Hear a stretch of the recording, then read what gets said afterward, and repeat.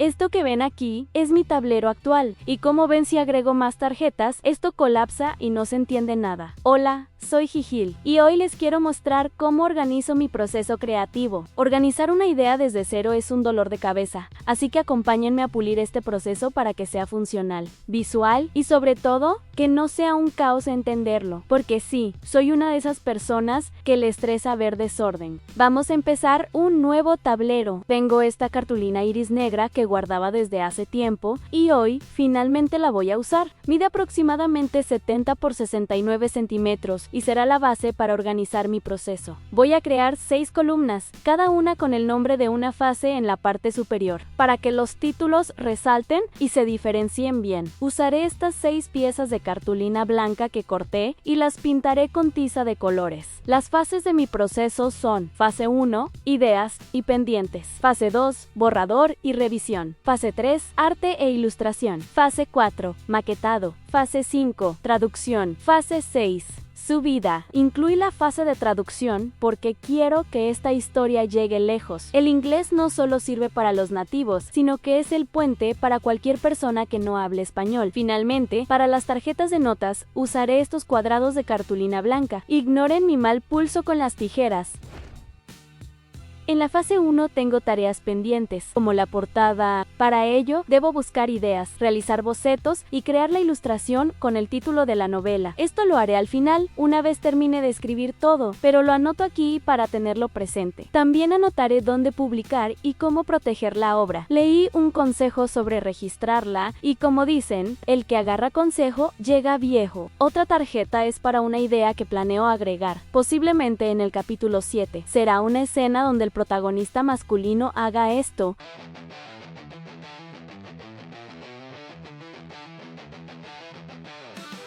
¿Por qué? Porque quiero y se ve genial. Estoy integrando ideas de distintos lugares y eso es impresionante. Por supuesto, en la historia lo incluiré de forma que tenga sentido. El protagonista no lo hará porque sí, sino se encuentra en un rodeo. Actualmente ya tengo listos los capítulos 1, 2 y 3. Estoy comenzando a revisar y corregir el borrador del cuarto capítulo. En estas tarjetas anoto el número de cada uno y los pasos a seguir: borrador, revisión de trama y ritmo, ortografía y gramática, ilustración, maquetación, traducción y subida. Por cierto, hice un video sobre cómo realicé mi primer borrador. Pueden buscarlo en el canal más tarde. Ahora voy a preparar las tarjetas para los 11 capítulos restantes. Al principio creí que serían 8, pero al separarlos y ordenarlos en Obsidian, resultaron ser 14, más el 15 que es un capítulo especial. Estoy colocando 2 capítulos por tarjeta para ahorrar espacio. Si ustedes hacen su propio tablero y prefieren poner más o menos, es su decisión. A cada tarjeta le haré un agujero en la zona inferior para unirla después a la de ilustración por su parte superior con un hilo rojo. Eso nos llevaría a la fase 3. Una vez termine la revisión de trama, ritmo y ortografía de todos los capítulos, comenzaré con las ilustraciones. ¿Por qué al final? Porque al tener listo el ritmo de la historia, puedo elegir con precisión en qué punto exacto conviene colocar cada imagen. Crearé una tarjeta de ejemplo. Escribiré: ilustración, capítulo 1 y 2. Para el capítulo 1, una ilustración. Para el capítulo 2, 2 ilustraciones. Con los siguientes pasos: idea, boceto, linear y acabado final. Pienso guardar los archivos en una carpeta específica. Siguiendo este formato: ilustración 1, capítulo 1 o ilustración 2, capítulo 1, para no volverme loca buscando después la ilustración específica de cada capítulo. Una vez terminadas todas las ilustraciones, pasamos a la fase de maquetado. El proceso es sencillo. Tomaré las 2 tarjetas, la de capítulo y la de ilustración, y las uniré con cinta, de modo que la ilustración quede detrás de la tarjeta de capítulo. Después, las pegaré en el maquetado. Al finalizar cada una, marcaré la casilla correspondiente y la tacharé en amarillo para llevar el control. Repetiré este proceso con todas las tarjetas hasta pasar a la siguiente fase.